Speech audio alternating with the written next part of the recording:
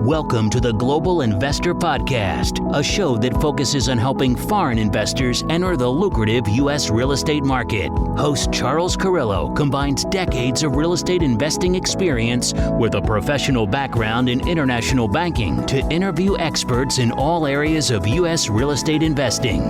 Now, here's your host, Charles Carillo. Welcome to another episode of the Global Investors Podcast. I'm your host, Charles Carillo. Today we have Mike Morawski. He is a 30-plus year real estate investment veteran and has controlled over $285 million in real estate transactions. So thank you so much for being on the show today, Mike. Hey, thanks, Charles, for having me. I appreciate it. So give us a little background on yourself, both personally and professionally, prior to getting involved in real estate investing. Okay. Personally, nobody ever asks that. Kind of interesting, Hey, grew up in the northwest suburbs of Chicago, middle class lifestyle. Came from a family background that my parents were not entrepreneurs. Don't know where I got the bug. Didn't know about real estate, weren't big real estate people at all. Was never really talked about. I don't know where I got the bug. But I kind of do know where I got the bug. And, just quick story. I think I was 8 years old sitting on the side of a swimming pool with my dad. We were on vacation at a resort. And I remember asking my dad about all the rooms around this pool, the hotel. And he said, in his infinite wisdom, because he didn't know anything, he said, people come and stay here and they pay the owner money. And at that point, I knew I wanted to be the owner, getting paid all the money. So I think that's where I got the bug from. Nice. I've been an entrepreneur since my 20s. I would work for people and I would go, God, I could do this better than you. And, it just was something innate inside of me that said, go do it yourself. And I wound up going into my first business. I was in the swimming pool business. Of all things, I'm in Chicago, so I don't know if you've ever been in the pool business in the Midwest, but it's kind of a tough business to be in the wintertime. And I was in the pool business. I couldn't keep guys working all year long because, it just wasn't it was a seasonal job. And it cost me more money to hire guys, train them, and then lay them off, because then I'd have to hire new guys the next year. And I decided to go into construction business and do kitchen and bath remodeling. And went on to build room additions. That grew so fast, so big that, I had this very successful, general contracting business before getting into real estate. Wow. And about what year did you make the choice to get into real estate investment, not just being a contractor? There's easier ways to ask me how old I am. I am, let's see, it was 1990. I decided to go into real estate. So. Okay, cool. So you got on, you started investing in real estate, and tell us more about your investing career, how you started, and just a little background with, you had a setback in your life, which we'll go through during this in the next few minutes here. But I met you, Mike, through one of our attorneys. We have one of the same attorneys, and I learned about your story, and that's why I brought you onto the podcast. So let us know about how you started in real estate and you grew this to 4,000 plus apartments or so. I mean, must have been pretty fast. Yeah, it was pretty fast. So, 1990, 91, I decided to go into real estate. I knew nothing about real estate.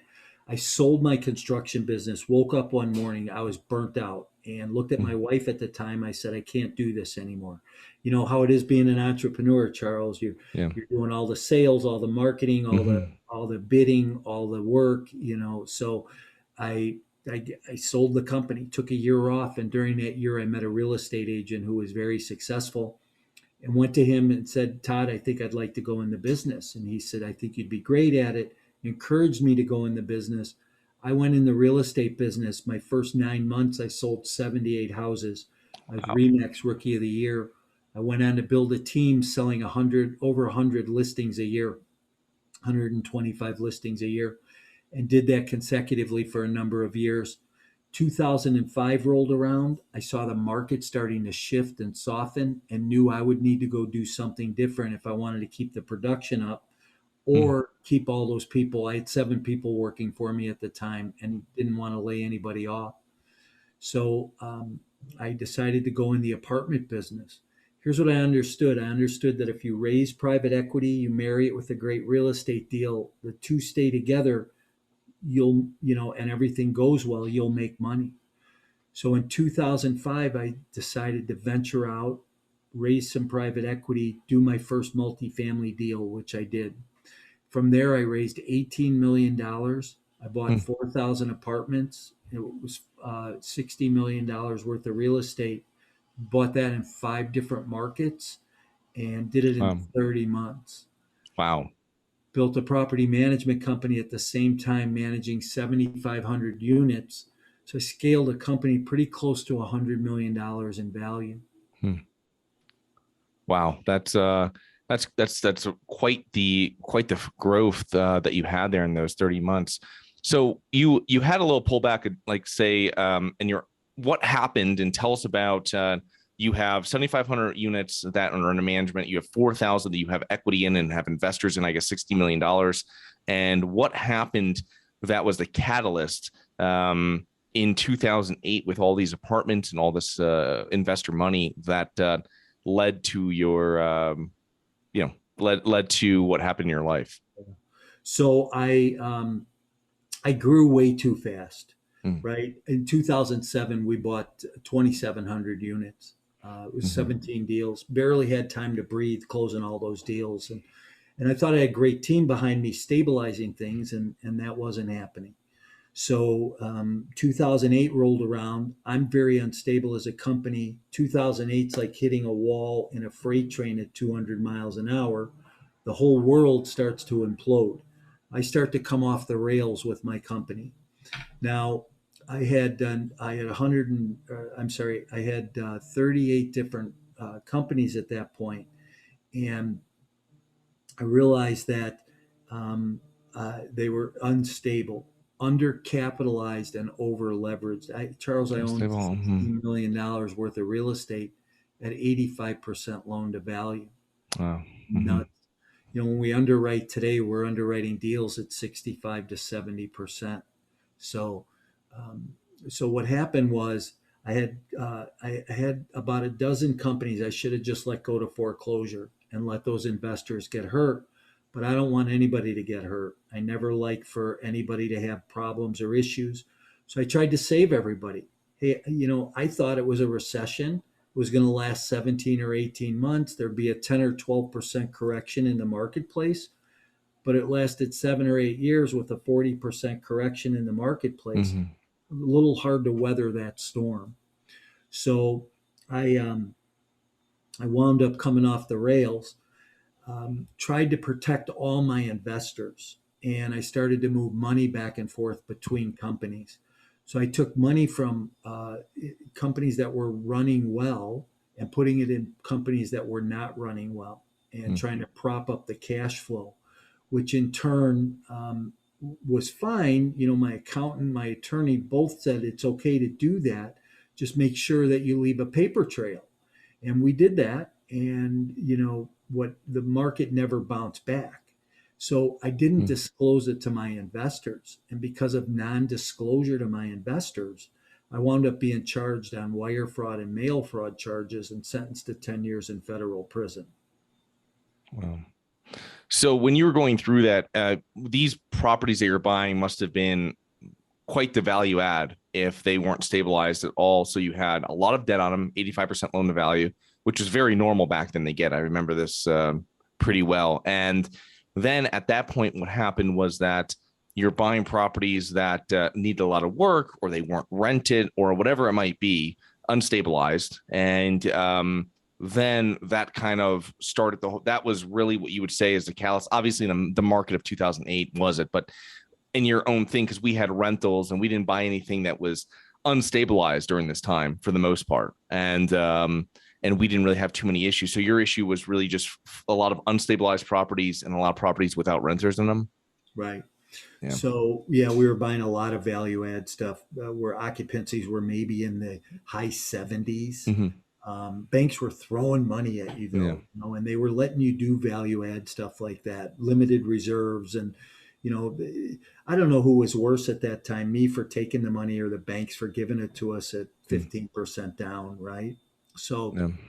so somebody had to, take Mm. responsibility, according to the feds. And so, I wound up going to prison though as a result of it. And 2013, I went away on a 10-year prison sentence, and I thought my life was over. I, you know, thought that it was done. And so I'm in prison about 17 days. And here's what I always tell people is I never flew private. I didn't have a boat. I didn't have a big house. I didn't have a fancy car. I was the neighborhood baseball coach. I was home every night for dinner. My wife and I had a great marriage. We were best friends. And I got ripped from that to live in a 12 by 12 room with three men I didn't know, nor did I like, and had, three green outfits and five pairs of underpants. Mm. And like I said, wondering what happened in my life. And I was in prison about 17 days. And while I was gone, my wife decided to divorce me um, about 3 weeks in, and it wrecked me. And then I was really like, what am I going to do? How am I going to get through this? And Charles, a couple things I really believe in my life. Number one, success leaves clues. I went to that real estate agent early on, learned what to do, went into business, and just, followed some basic fundamentals and was very Mm-hmm. successful as a result of it. Lesson two, that we have defining moments in our life, that things happen to us, and all of a sudden we go, wow, what do I do now? Yeah.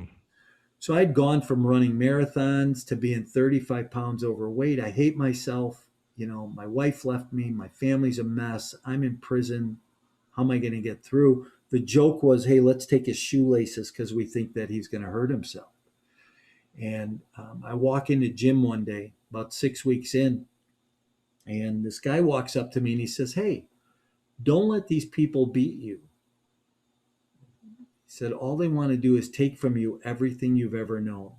And they can take your real estate, they can take your business, they can take your money, they can destroy your family, but they can't take who you are. They can't take Mm. what made you, what helped you to build those companies you built. He said, you can get all that back. He said, you can get this 10 years back. He said, come to the gym every day, work out, start losing weight, start feeling better, start liking yourself again. I mean, just, I don't know where the wisdom came from. And I did that. I said, I'll take you up on the challenge. And I started going to the gym. I came home in the best physical shape of my life I'd ever been in. I went to college. I got a bachelor's degree in theology. I wrote two books while I was gone. One is Exit Plan, Your Complete Guide to Multifamily Investing and Why You Need an Exit Plan Before You Buy. I wrote an ethics course. I taught real estate investing, property management, and ethics in prison for 6 years. I was Wow. on an outreach program. I went into the community, told my story to small business owners, local college students. And then I met a professor from the University of Minnesota that um, he and I co-authored a paper together that we got published this year in the Business Journal of Ethics, which gets taught at the collegiate level for forensic accounting and sales and marketing Mm. classes. So as much as my life got wiped out, I turned everything around. And today, I feel like I'm just full of life and resilience, rebuilding my life. Today I'm in the coaching and training space. Yeah. Hopefully teach people how to build a multifamily business without burning out, with living a balanced lifestyle and without making mistakes. Yeah. Well, that's very powerful, and it's great that you were able to speak to that person at when they spoke to you, because that changed the whole trajectory, I think, of your that 10 years. But so, what were some main takeaways? Obviously, you wrote books on property management. You taught it, and obviously not commingling cash anymore. But the thing is that what main takeaways you're having? You're underwriting a lot more conservatively. What other kind of what did you learn that you're now implementing into your real estate investing business?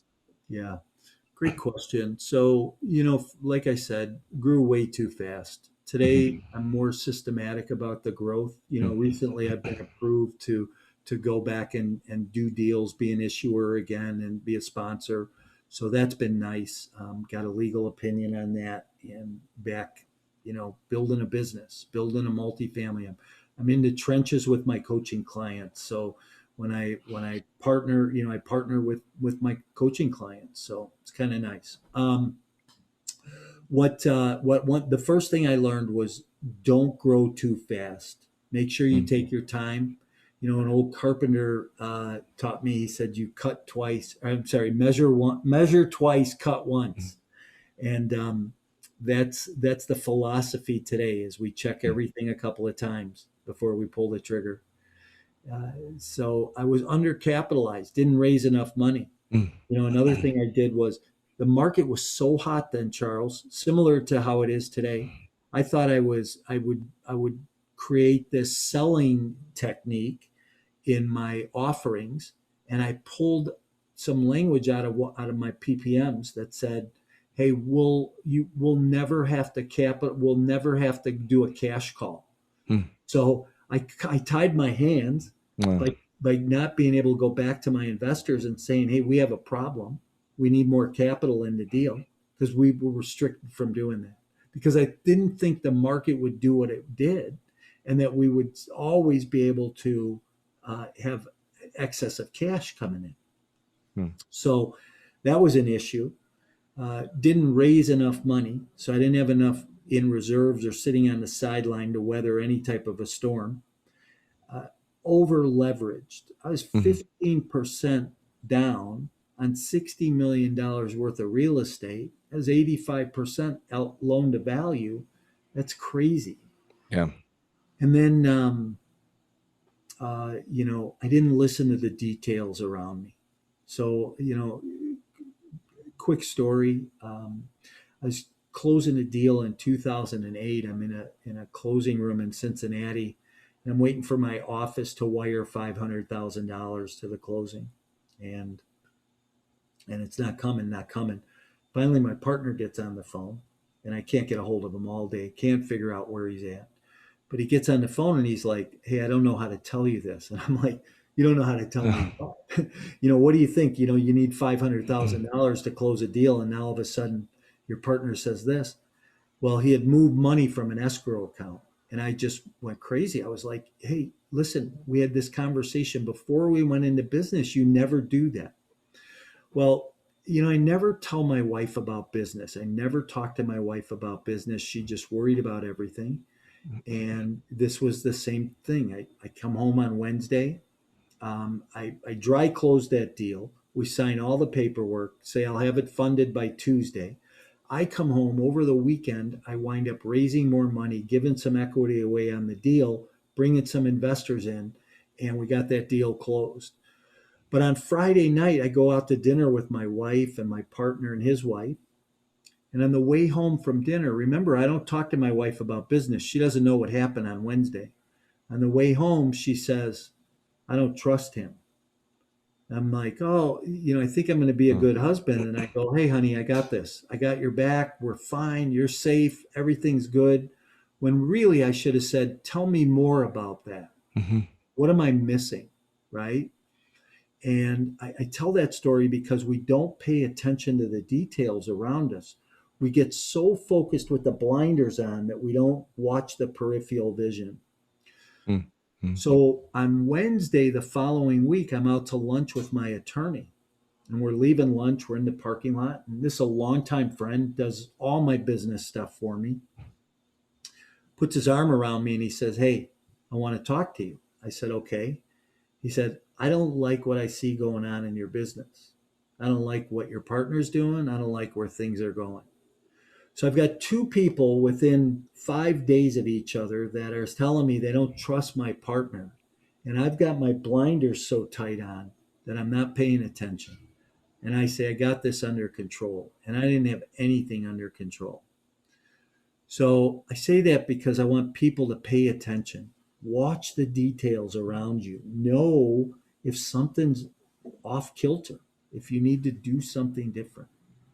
So That's very interesting. I have a mentor of mine years back, and he would tell me that he would always bring his wife with him to dinner or anything like this to meet higher level jobs that they were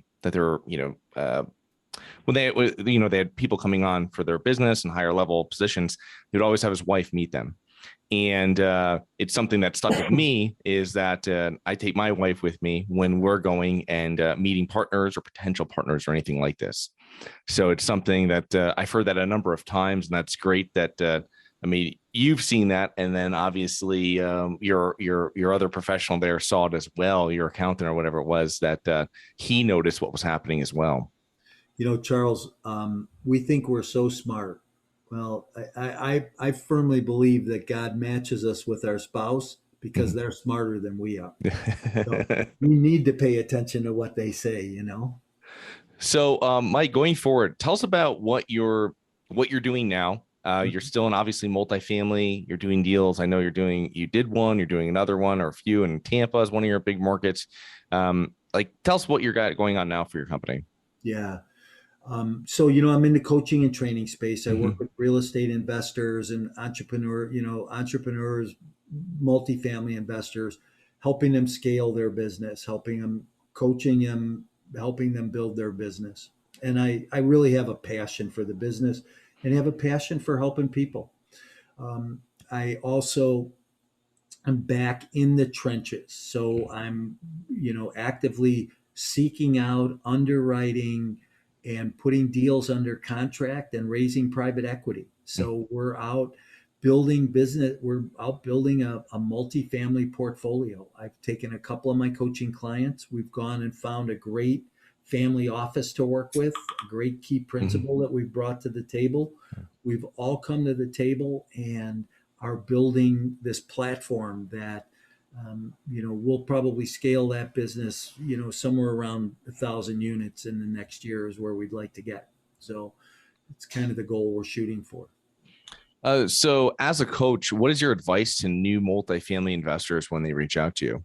Do you suggest them to do a deal 100% themselves before raising money, or when should they feel comfortable taking money from investors? Because I get this question all the time. So I'd like to hear your input on it. Depends on the person, right? And it depends on their goals and what they want to accomplish. Hey, I went from selling residential real estate to raising $18 million in 30 months. What do you want to accomplish and how fast do you want to do it? But systematically. So I always tell people, I say, listen, let's get really clear first on your goals and your why. Let's get the clarity down, because when the tough times come, you're going to need to tap into what's really important and tap into that. So we start there. And then we start with two key principles, which are building relationships and strategic alliances. How do we build those relationships and build strategic alliances? What does that look like? And every person is different, is what I find, right? Because some have relationships, some don't have any. How do we teach people how to do that? And then the next piece is sourcing and locating deals on market, off market. Part of that relationship thing is these brokers today, Charles, are so busy to try and get a return phone call. And there's tips and techniques that people need to work into their languaging when they call a broker. And these are things that I've developed over time that I teach people how to do. Yeah, that's definitely true. They have thousands of people on their email list, and when they send it out and you're contacting back, they're that's what you see too. Like when you're putting a lot of offers in on properties, they pretty much are sending you out a questionnaire on who you are and what you've done and what you're doing currently and who's on your team and how many units you have and all stuff. And that weeds out a lot of people because they don't want to waste time. And you have to know how to speak to these brokers and how to deal with these brokers, you or someone on your team, and to be able to be successful in actually closing deals, especially where we are now. Yeah, absolutely. You couldn't have said it better. So what are common mistakes you see other real estate investors making now? I imagine you saw a lot of mistakes happening now that happened in 05, 08. So give us a little background on what you see maybe might be different from these two periods, or that you're seeing just a normal thing that's happening. Yeah. So, there's that old cliche that says the only time you lose is when you quit, right? I Right. see people quitting too early. Mm-hmm. So they get in the business, they try the business, they don't get a deal done, they quit. I underwrote 100 deals to write 7 LOIs to buy my first deal, to get my first one under Mm-hmm. contract. Okay. What are you willing to do? I work with an investor that, writes 100 offers a week to buy 1 or 2 deals a month.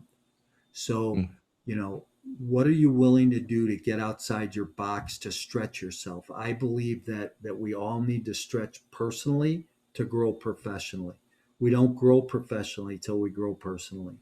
And that's Mm-hmm. part of what coaching is too, is how I work with people and stretch them. But here's, people need to underwrite more, and they need to underwrite more conservatively. They Mm-hmm. need to Yeah. stop promising investors today these returns of 20%, Yeah. because they're not there anymore. And as the Mm-hmm. interest rates come up and we move closer into inflation, returns are going to change. I have a good friend who's underwriting deals today at 50-50.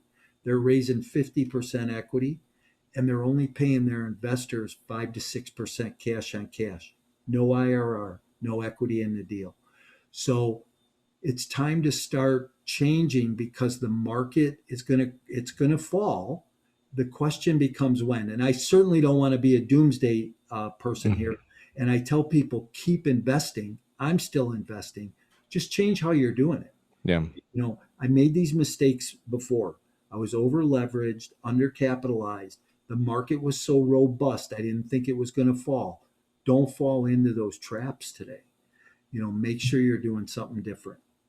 Yeah. I see that a lot too with when we're putting together deals, or when I'm looking at other people's deals that they're sending to us. I imagine you're on a lot of those email lists too, and you're reviewing what people are doing, and very highly leveraged. And, I start seeing deals that are going into 20% plus, and, it's, that stuff we were seeing a few years ago. Right. But it's now, I think that it's very difficult with these business plans, because rents are going up, and we hear that everywhere. Rents are going up, and everybody's focused on these states with a lot of population growth, and that's great. But rent going up year over year in let's say Orlando for 22%. I mean, that's just not going to continue. I mean, Right. there's not the income, especially with inflation. Wages aren't going to go up with it. It's just not going to happen. Now, is it going to be better than buying somewhere? I don't know, in the Midwest or something, maybe, I guess. But you're just not going to have that continued growth of, where we've been going for so many years. And now, I mean, we're going in, 10, 11 years, 12 years into this market. Right. Right. So, but, so what do you think the main factors are that have contributed to your success? Oh, my tenacity. I think in my bio there it says that I live a resilient life. I won't allow the past to dictate my future. Mm. I'll learn from the lessons and continue to push forward. I had somebody, I was probably in the real estate business 3 years, and I walked in a client's house, and he went, "Man, Morawski, you are so tenacious." I had no idea what the word meant. I said very graciously, I said, "Thank you, appreciate it." Hoping that it was positive. Went home, grabbed the dictionary, and I went, "Damn, that is me. I don't give up." I had a mantra when I was selling real estate that you would either list with me or you die. That was it. So, because I follow up and follow up, and that's how you have to be as an investor. You have to be diligent about it. It's a tenacious business. We're running a marathon here, not a sprint. So. Yeah. Yeah, it's amazing how similar what you're doing is, or what we're doing is within sales and marketing, where you keep on getting yourself out in front of people, in front of buyers or sellers, in front of your agents, brokers that are listing, and hey, when you have something, if you're, and especially the same thing with investors. I mean, you got to keep those plates rolling of deals, and also of money coming in, so that you can do deals and be able to close on them when they come across. Yeah, for sure. So how can our listeners learn more about you and your business, Mike? Oh, Great. I love the network. So anybody wants to pick my brain, has a question, call me. I'm accessible, very accessible. Um, you can email me at mike@mycoreintentions.com. I'm huge on social media, so wherever you hang out, I hang out. Whether it's me personally or my business, My Core Intentions. You can find me on Instagram, LinkedIn, Twitter, Facebook, YouTube. So podcasts and go grab a free copy of Exit Plan. You can download that for free at my website. You can go to mycoreintentions.com/exit plan. And then all I ask is that you send me a review, what you thought of the book. That's all. Okay. Yeah. So I'll put in your in the notes section here, your website, the website address for the free book, and then also your email address. Perfect. Thanks. Well, thank you so much for being on today, Mike. Looking forward to connect with you in the near future. Have a great rest of your week. You too, Charles. Thank you. It was an honor. Hi guys, it's Charles from the Global Investors Podcast. I hope you enjoyed the show. If you're interested in getting involved with real estate but you don't know where to begin, set up a free 30-minute strategy call with me at schedulecharles.com. That's schedulecharles.com. Thank you. Thank you for listening to the Global Investor Podcast. If you like the show, be sure to subscribe on iTunes or Google Play to get new weekly episodes. For more resources and to receive our newsletter, please visit globalinvestorpodcast.com. And don't forget to join us next week for another episode. Nothing in this episode should be considered specific, personal, or professional advice. Any investment opportunities mentioned on this podcast are limited to accredited investors. Any investments will only be made with proper disclosure, subscription documentation, and are subject to all applicable laws. Please consult an appropriate tax, legal, real estate, financial, or business professional for individualized advice. Opinions of guests are their own. Information is not guaranteed. All investment strategies have the potential for profit or loss. The host is operating on behalf of Syndication Superstars, LLC exclusively.